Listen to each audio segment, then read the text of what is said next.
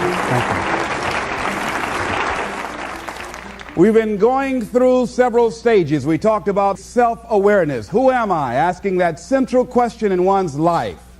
Looking at your strengths and your weaknesses. Getting some evaluation, determining what it is you want out of life. Then we went to the next level of self-what? Self-approval. Approving yourself to do the things that you like to do. And going after the dreams that you like to go after. And we know when we don't approve of our dreams because of the fact that they stay up in our minds. We don't act on them. We procrastinate. We come up with a variety of excuses on why we're not going into action. And then the next level is what? Self-commitment. Going for that dream. Going for those goals. Deciding to do the things that are necessary to bring about the changes that we want to bring in our lives or what we want to bring in society. And then after that, we are now to this level. And this stage is what? Self-fulfillment. Because when you are involved in commitment, when you are implementing your plan of action, you're going to produce some results. You're going to have some victories that you can feel good about. And it's a time of celebration.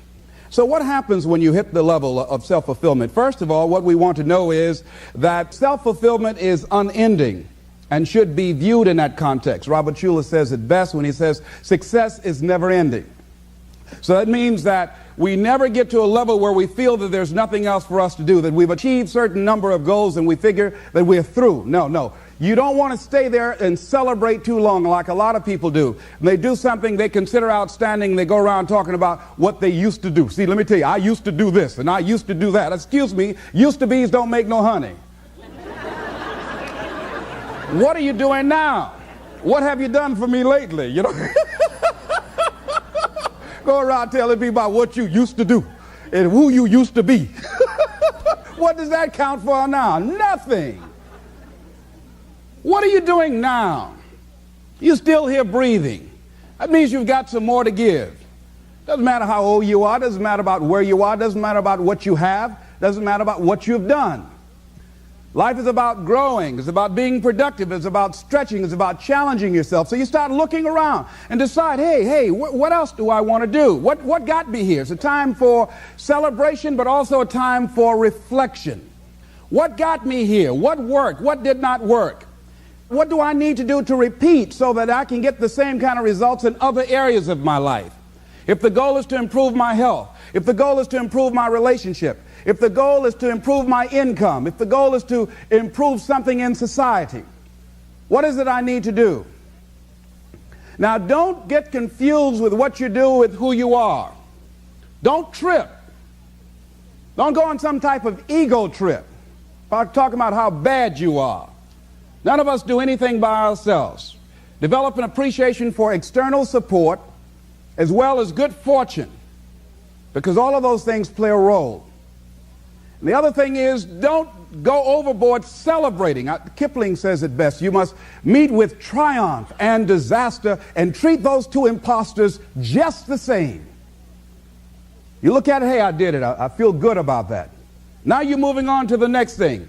Things did not work out the way you wanted them to work out. You didn't produce the results you wanted to produce. Hey, miss that. Win some, you lose some. Next, moving right on. Don't confuse who you are with what you do. Let's go on to the next level, looking in that particular area. You return to the area of self-assessment. You start looking at yourself and evaluating yourself. Now, what are some of the elements or the characteristics or the qualities of people who are fulfilled, who live a life of fulfillment? What are some of the things we can look at about them? I think, number one, make your mind fertile ground for the seeds of opportunity. I think if you want to experience a sense of fulfillment, you've got to have an open mind so that ideas can come in there and take root and grow. So part of beginning to have fertile ground, you got to break that ground up. You got to break up that hard crust. Because if you don't, seeds will fall there and the wind can blow them away, the winds of doubt. When you're set in your mind and you refuse to grow and you're not open to new ideas, new methods, new ways of doing things, if your mind is already fixed, you become stagnant. You can't grow. You can't have a sense of fulfillment. You become extremely cynical and negative about everything. You know it all. So you want to begin to look at life and have a sense of curiosity, not know-it-all. You want to keep learning, keep growing, and realize that we had a theme. You never find out how much you know until you find out how little you know. And there are some people you can't tell anything. They have all the answers. Oh, I've already done that. Larry DeAngie was telling me, he said he was on a plane and he was observing two men talking, and the guy was reading a magazine. He looked at the guy next to him and said, would you like to read this magazine, share this magazine I have? No, I read that before. Don't like it. Don't like it. Okay. So he had a newspaper. He said, what about the USA Today? No, I read that before. Don't like that either. Tried that once. Don't like that. So they served them some food, and he said, would you care to have anything I have here? Because the guy wasn't eating. No, tried that before. I don't like that. And he noticed this guy only had one child. He said,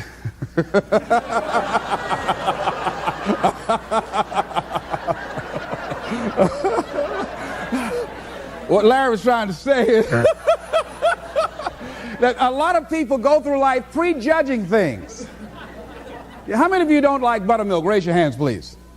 How many of you raise your hands and never taste buttermilk, please? And I'm one of them. I just don't like the way it looks, all right?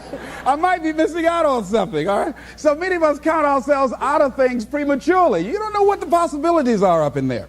So you want to be open, you want to continue to learn, you want to continue to grow, you want to begin to know that there are unlimited ideas out here waiting for you to latch on to them. And if you don't take advantage of them when they come your way because you're so closed-minded, do understand somebody else will.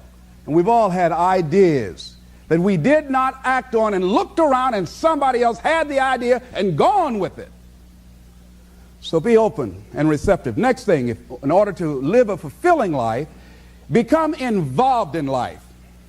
Live your fantasy. Most people go through life not living their fantasy, sitting up in the bleachers, looking out on the field, looking out into the arena, wishing that they were down there, just fantasizing, seeing themselves running with the ball. I used to do that. I used to always see myself at a basketball game, 1 second to go, Les Brown comes down court, he looks to his right, looks to his left, he's the only one that can do it. Dush, the basket goes in, Les saved us, and people picked me up and carried me off. But I never went out and did it. Decide to live your fantasy. See, in life, you can go through life, you can come up with reasons or you can come up with results. You can come up with excuses or you can come up with achievements. You can go through life blaming or you can come up with solutions. The choice is in your hands, satisfaction or despair. We can choose that. So look at your life and decide what it is that you want to do that will give your life a sense of worth. Someone said that your life worth is measured by your accomplishments and not by your complaints. If you want to have a fulfilling life, decide not to make your life predictable. See, some people, their lives are very predictable. They got a little routine, they do that, and they follow that day in and day out, day in and day out. You don't get much juice and happiness out of life like that if you're predictable. You want to change it up. Variety most certainly is the spice of life. Here's something else. Want to create a greater sense of fulfillment? Challenge your fears. Challenge them. Look those fears in the face and take them on.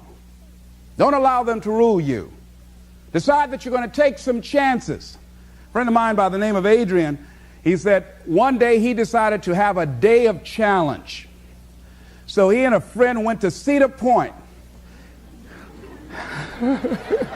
So he's always been afraid of certain rides. So he said on this particular day, he said he decided that he was going to go on the most dangerous rides at Cedar Point. So they went around looking at all the rides, and so the young lady that he was with said, that's the one there. That's it. He said, why that one? He said, well, she said, I read about it in the newspaper. Said 2 people were killed last year on that. He said, yes, that's the one I want. That's the one, you know. So he got in the line and said it was a long line. They had to wait in line for about 2 hours. And Adrian said while he was in line, and as they started getting closer, he said he started doubting himself. Well, maybe I should not do this. Maybe. So she says, no, come on, get back in line. He said, no, I changed my mind. I don't want to do this. I don't have to have the most dangerous ride. He said he started visualizing himself being thrown out of this big ride, and his name on the front page of the newspaper after being splattered against the wall or something. So he just started saying, no, I don't want to do it. But his friend insisted, no, come on, Adrian. We said we were going to do it. We were going to confront our fears today. Come on, just stay in line. So he kept on. He said he was arguing with her the whole time. They got up there, and the guy said, okay, next. He said, no, I just decided to change my mind. She said, come on. She pushed him. They went there, and he got in the little seat, and they strapped him in. And as they began to move, he said, wait a minute, I want to get out. But it was too late. So they started taking him up. He says, oh, no, please, I got a bad heart. Let me out. And he was up there, and he was gone. He said he screamed all through that ride. His friend was laughing. Her wig came off. Before they finished, he'd lost his partial. When he got off, he was gumming it. You know?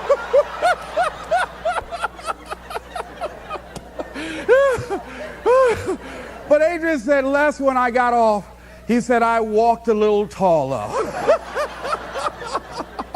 And he said he felt good inside. And one of the things he said, hey, it wasn't that bad after all.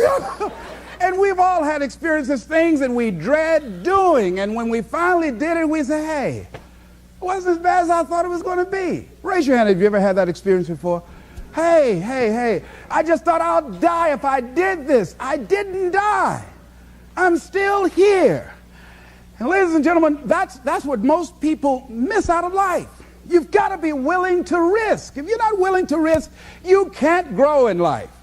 Life has no power when you're not willing to risk. Somebody wrote this, and it was given to me. It said, to laugh is to risk appearing the fool. To weep is to risk appearing sentimental. To reach out for another is to risk involvement. To expose feelings is to risk exposing your true self.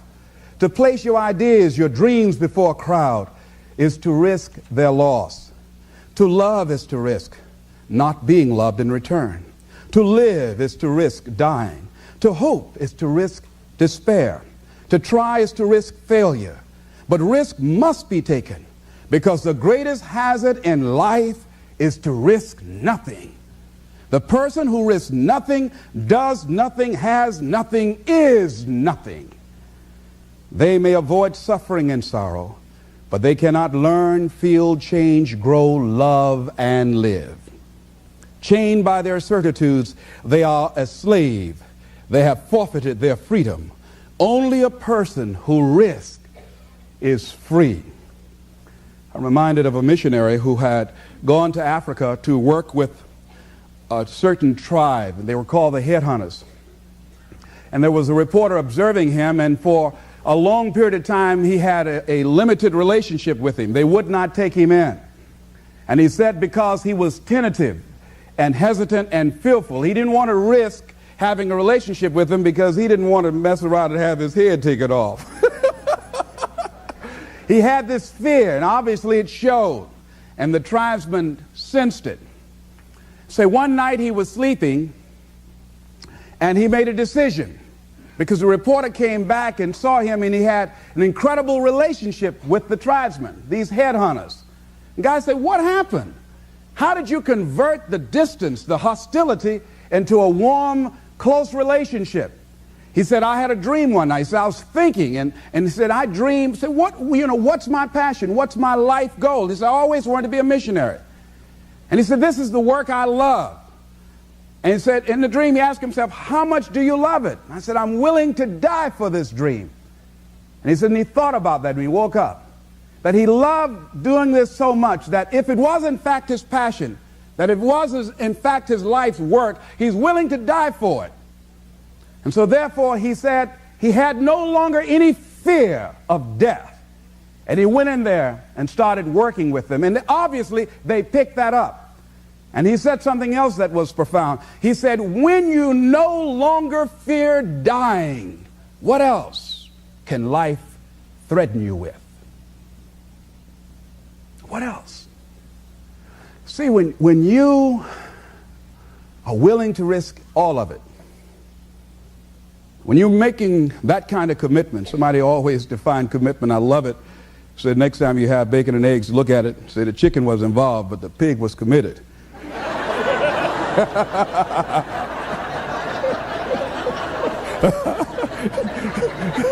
He had to give it all up. See, when you're willing to give it all up,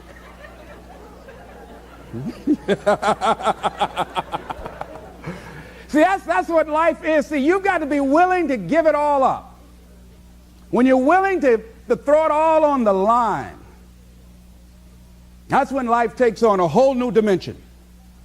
See, most people won't do that. They won't risk that. So decide to take some risks. You want to break the routine. Most people go through life following that routine, and we know that that is a living death. Going through life, playing it safe, you're like a breathing corpse. Because the only way that you can grow, you've got to risk. The only way that you can become your best, you have got to risk. You got to challenge yourself. You've got to venture into the unknown. You've got to take some chances.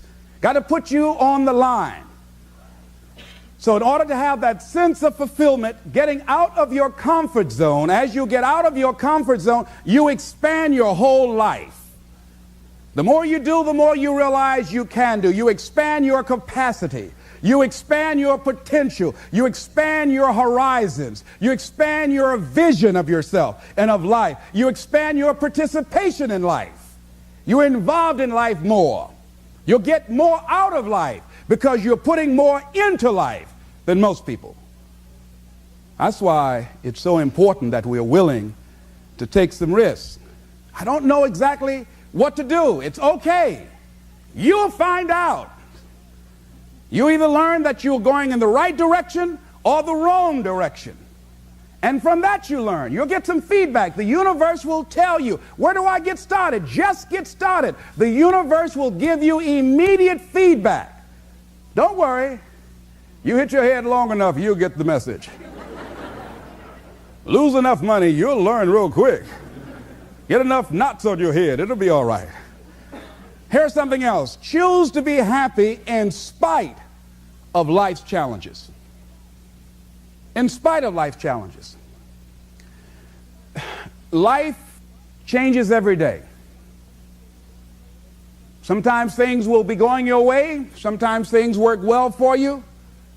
Sometimes it won't work so well. Sometimes you'll have your health, you're feeling good and energetic, have a yes I can attitude, and there's some things that can happen to you in life that can take all of that from you. All of that can go. Sometimes you might be financially secure, and a sickness, one sickness can wipe out an illness. Life always changes. But you can choose in the midst of all of this that's going on to be happy in spite of it. In the good times and in the bad times, you can make a choice. Viktor Frankl, he talks about that.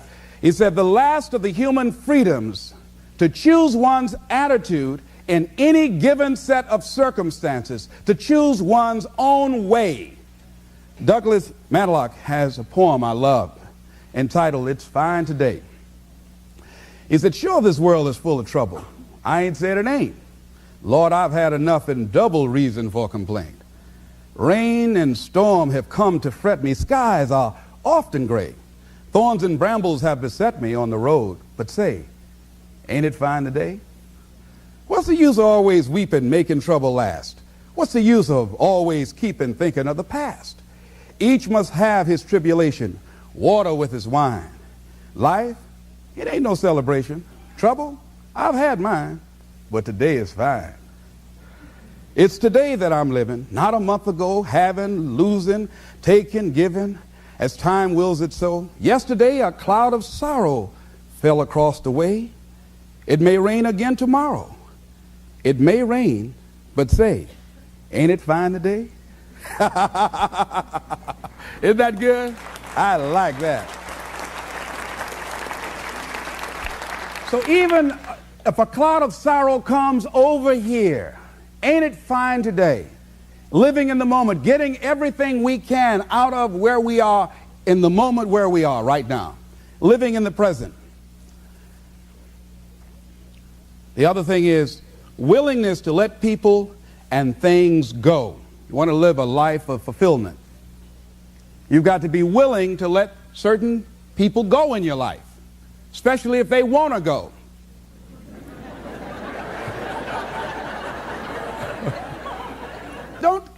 get addicted to material things. Be willing to let things or people go. When they're no longer good for you, just let them go. Just to hold on tenaciously, it really doesn't make really good sense, all right? Just many times we do it because we don't realize that we might desire it, but we don't need it. Next thing is face the truth about life and deal with it. And a lot of people, when someone in their life that they love very much dies, they allow it to take such a toll on them. They make themselves miserable, and they literally will themselves to die early because they feel without this person they have nothing to look forward to.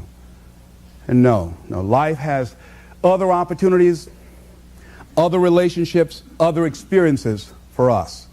And the people that we love really want us to go on. Other thing is, things are going to happen to you. Here, in order to have a fulfilling life, knowing that things are going to happen, expect the unexpected. Whatever happens to you, use everything for your upliftment, learning, and growth. Everything that happens, use it for your upliftment, learning, and growth. In the midst of it, ask, what can I learn from this? What can I get from this? How did I end up here? What's the blessing in this for me? Ask yourself that, whatever it is, and don't let it go until you get your blessing out of it, because there's a blessing there. There's a lesson there. There's something for you in everything that happens to you for you to learn from that experience. Look at it, examine it, analyze it, dissect it, take it apart until it reveals itself to you. And then get what you need from that and move on. But everything that happens to you. I have a friend, she stutters, and I said, are you taking any special classes to stop from stuttering? She said, no. I said, why? Because it helps my business. I said, how? When I go in to somebody, I say, now, if you're busy, I'll come back because I stutter. And they used to say, oh, no, you can tell me right now. And then she say, well, this is my product. And she said, after she goes through it, and if they say no, she said, well, you didn't understand.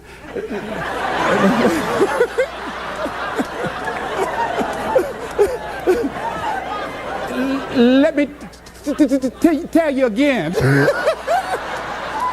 And they say, oh, no, that's all right. How much you said it is?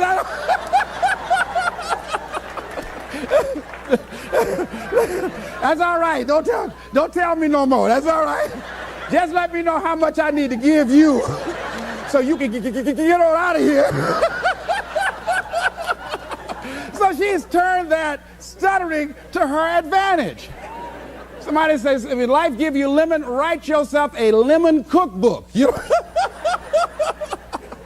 So everything. I have people say to me, hey, I really feel sorry, for you. The fact, it's a shame they labeled you educable mentally retarded. I said, it's okay. I've told this story before. AT&T, Procter & Gamble, McDonald's Corporation, Xerox, they pay a whole lot of money to head, too. What would I have to say if they hadn't done that? Whatever happens to you, turn it to your advantage.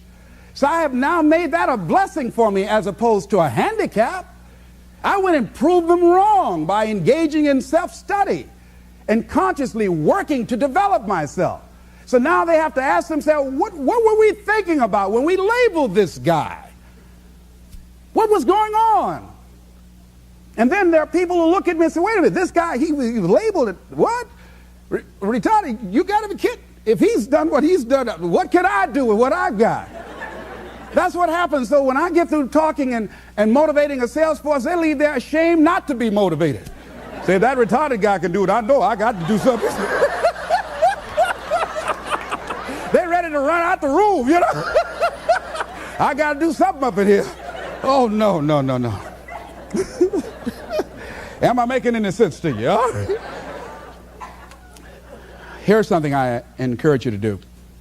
Whatever you do it in a consciousness of love.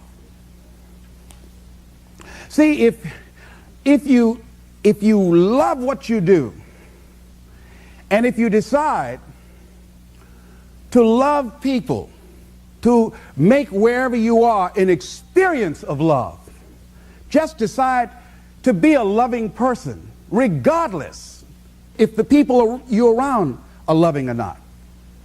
Just see, I've never read anywhere where they say God has love. I've never read that. But how does it go? What is it? God is love. Not that God has love. Now, if we are the children of God, we are the offsprings of God, then we are what? Love. See, love is not an emotion. Love is not something you can give. You can't give love. You must be love. You've got to be a loving person.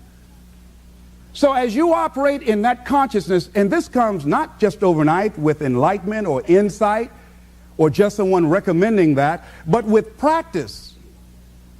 Practice and practice and practice and doing it and doing it and doing it and working consciously. How do you do that?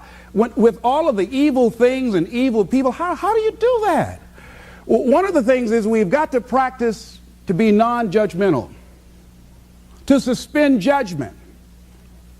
That if you can, in the midst of where you are, I know a gentleman by the name of Jeffrey in Chicago. When I go there to do my training, he's a quadriplegic. He used to be a bitter young man. He's involved in a car accident and is paralyzed. Cannot move his neck. He's quadriplegic, complete. He used to be very bitter, very angry. He decided to become a loving person as a result of Jeffrey's decision. Jeffrey's life has taken a dramatic turn. He is now an inspiration and a blessing to other people. There are people who say, wait a minute. And I know one guy in particular who's always a cynical, negative guy, and I introduced him to Jeffrey. He said, if this guy could be pleasant and loving and have a smile on his face, how can I worry about this little stuff I'm worried about? How can I allow life to get next to me? How can I talk about being depressed when I can get up and move around and walk around? And Jeffrey can't do that, and he's confined to this wheelchair. Jeffrey has decided in a spirit of love to make his life a blessing to other people. He's going back to school. He writes with a pencil in his mouth. He is determined. Sometimes he becomes a little frustrated. Sometimes he does get a little depressed, but he doesn't allow it to keep him there. He's a loving spirit. You can feel it in his consciousness, just being around him. You can look at him and feel good inside. He's an inspiration to the people that come in contact with his life. That's a decision that he has made. And I feel that we can all make that decision.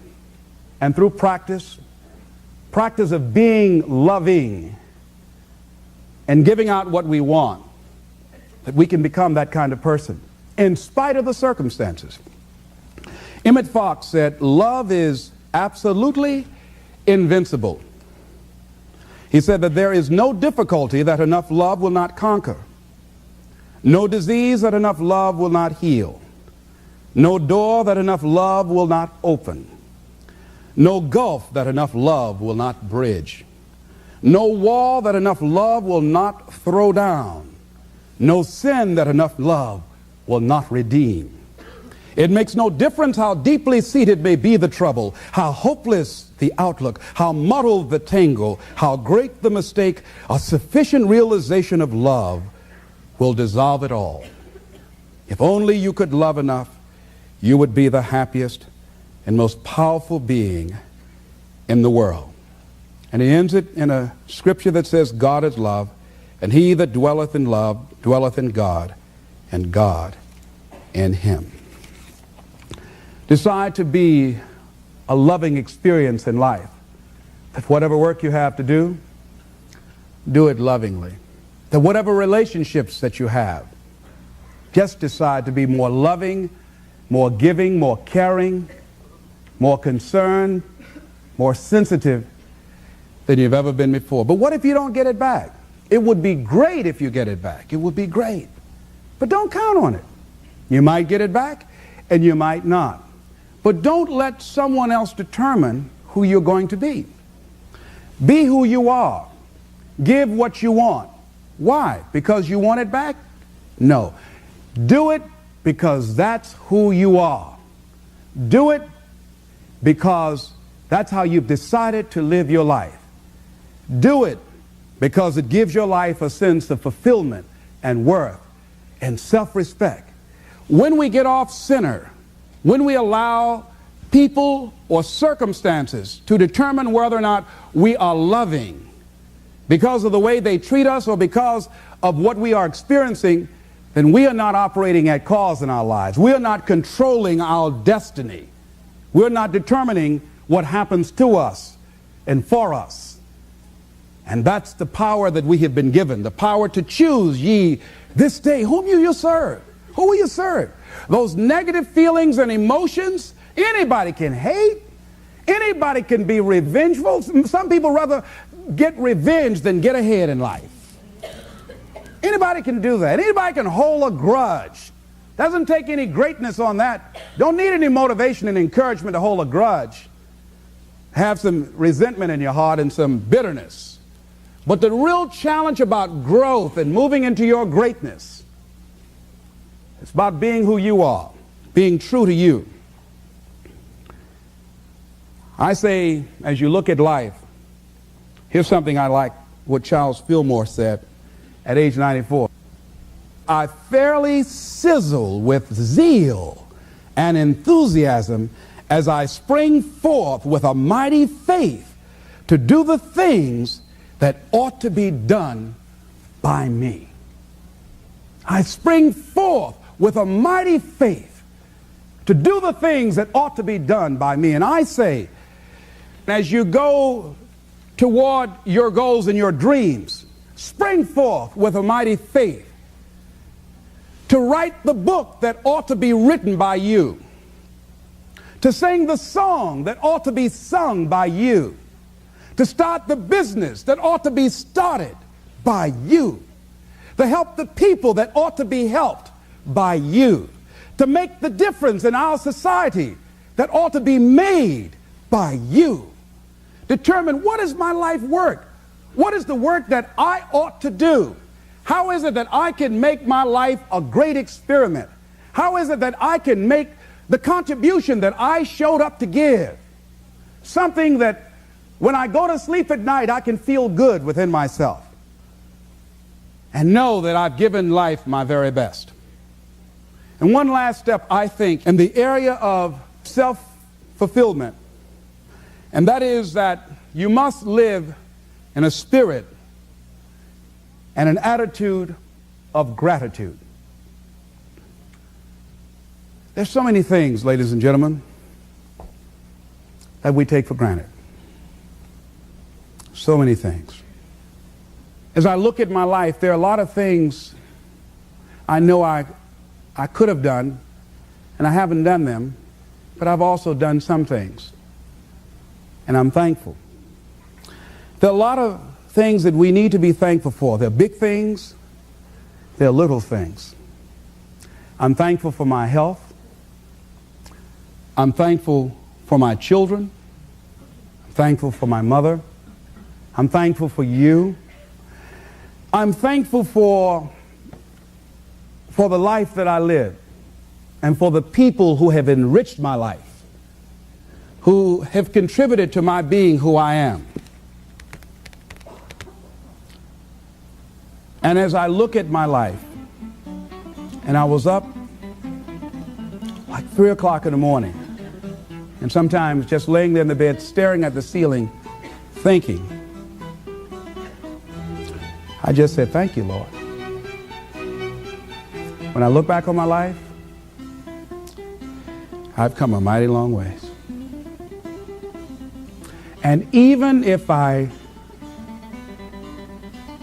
don't reach my goals, I'm thankful. Thank you very much.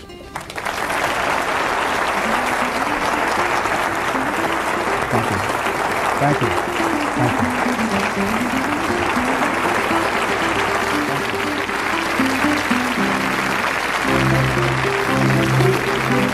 you.